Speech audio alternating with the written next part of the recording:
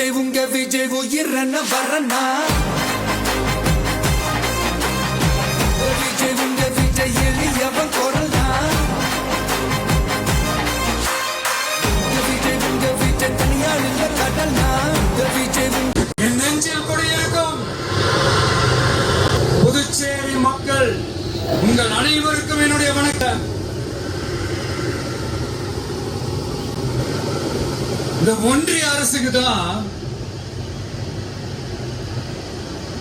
தமிழ்நாடு ஒரு தனி மாநிலம், புதுச்சேரி ஒரு தனி யூனியன் பிரதேசம். அவங்களுக்கு தான் தமிழ்நாடு தனி, புதுச்சேரி தனி, இப்படி எல்லாம் இருப்பாங்க.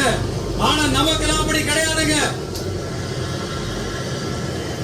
நாமெல்லாம் வேறு வேறு கிடையாது, நாம எல்லாரும் ஒண்ணுதான்.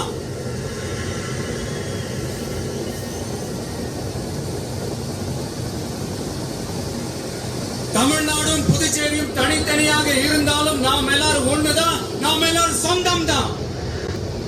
வேற வேற வீட்டுல, வேற வேற ஊர்ல, வேற நாட்டுல, வேற ஸ்டேட்ல இருக்கிறதுனால நாம் எல்லாரும் சொந்தங்கள் இல்லைன்னு ஆயிட முடியுமா? அது எப்படி முடியும்? இப்ப பாத்தீங்களா, ஒருத்தருக்கு ஒருத்தர் பார்த்துக்கும் போது அந்த பாச உணர்வு அது இருந்துட்டாலே போதும், வேற எதுவுமே தேவையில்லை.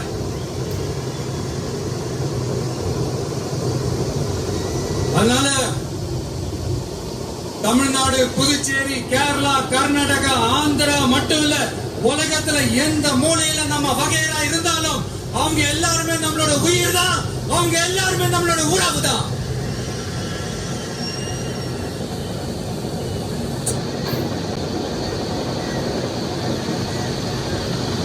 புதுச்சேரினாலே உடனே ஞாபகத்துக்கு வருது மணக்குள விநாயகர், அரவிந்தர் ஆசிரமம், வில்லியனூர் மாதான் சொல்லி இவங்க எல்லாரும் ஞாபகத்துல வருவாங்க. அது மட்டும் இல்ல, மகாகவி பாரதியார் அவர்கள் இருந்த மண், பாவேந்தர் பாரதிதாசன் அவர்கள் பிறந்த மண்.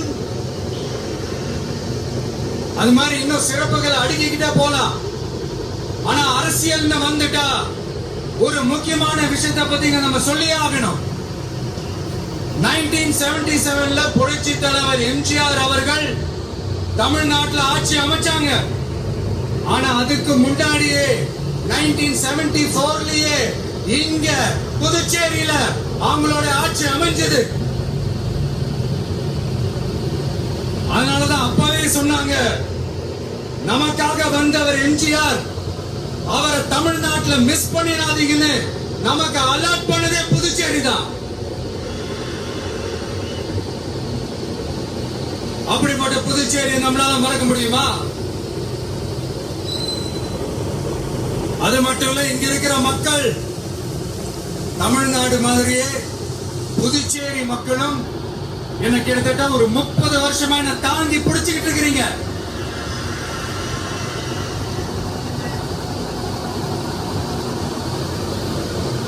அதனால இந்த விஜய் தமிழ்நாட்டுக்கு மட்டும் தான் குரல் கொடுப்பான்னு நினைக்காதீங்க. அப்படி பண்ணாத தவறு, புதுச்சேரி மக்களுக்கும் சேர்த்துதான் குரல் கொடுப்பான். அது என்னுடைய கடமையும் கூட. அதனாலதான் இங்க நீங்க ஃபேஸ் பண்ற பிரச்சனைகளை பத்தி இன்னைக்கு நான் பேசுறதுக்காக வந்திருக்கிறேன்.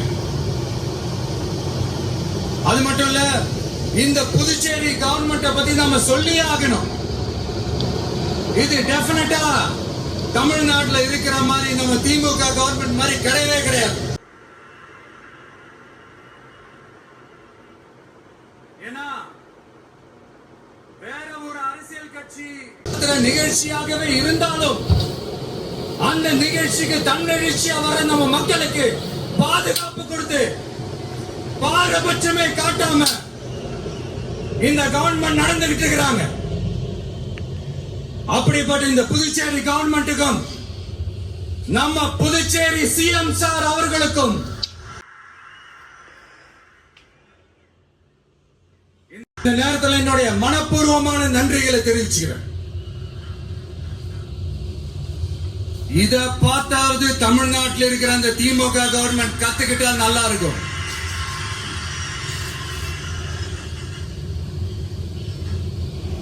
ஆனா அவங்க கத்துக்க மாட்டாங்க. பரவாயில்ல, வரப்போற எலெக்ஷன்ல 100% கத்துக்குவாங்க. அத நம்ம மக்கள் பார்த்துக்குவாங்க.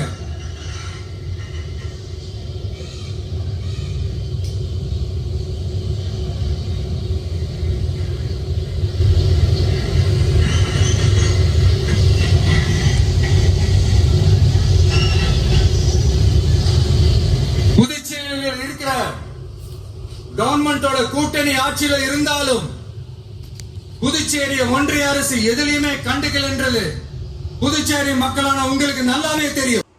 புதுச்சேரிக்கு போதுமான நிதி வரத்து இல்லாததுனால வெளியே கடன் வாங்க வேண்டியதா இருக்கு. புதுச்சேரியோட கடனை குறைச்சு தற்சார்பு பொருளாதாரத்தை வளர்த்தெடுக்க திட்டங்கள் வகுக்கப்பட வேண்டும். மாநில அந்தஸ்து வாங்கினா மட்டும் போதாது இல்லையா, தொழில் வளர்ச்சியும் தேவையாச்சே. புதுச்சேரி தென்னிந்தியாவின் முன்னணி இண்டஸ்ட்ரியல் ஹப்பாக மாற்ற எல்லா முயற்சிகளும் எடுக்க வேண்டும். இந்திய அளவில் ரேஷன் கடைகளே இல்லாத மாநிலம் புதுச்சேரி தான். ஏழை எளிய மக்களுக்கு வாழ்வாதாரமே ரேஷன் கடைகள் தான்.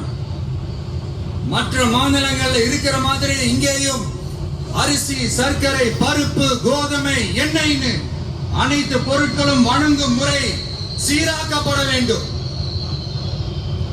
கடைசியா மீன் பிடிக்க செல்லும் காரைக்கால் மீனவர்களை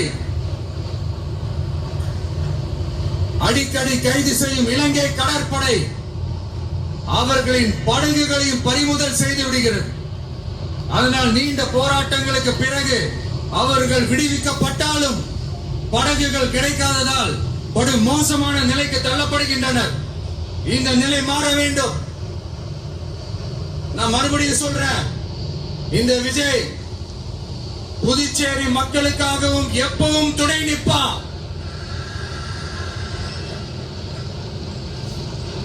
வரப்போற புதுச்சேரி தேர்தல் களத்துல நம்மளுடைய தமிழக வெற்றி கழகத்தின் கொடி பட்டொளி வீசி பறக்கும்.